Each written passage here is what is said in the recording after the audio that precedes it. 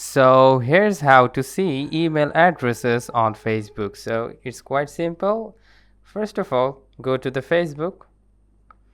Alright, then you need to tap on the three dots on the right upper side.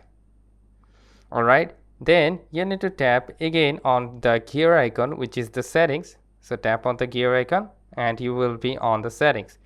So let's just head over to profile details option.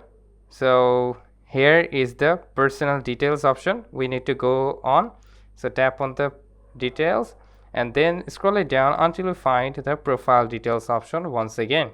So tap on that. Here is the email address you're looking for. So you can also add another email address, so like tapping on the add new contact button, and then also you can remove this email ID by tapping on that and then simply tap on delete email. All right, so there you have it.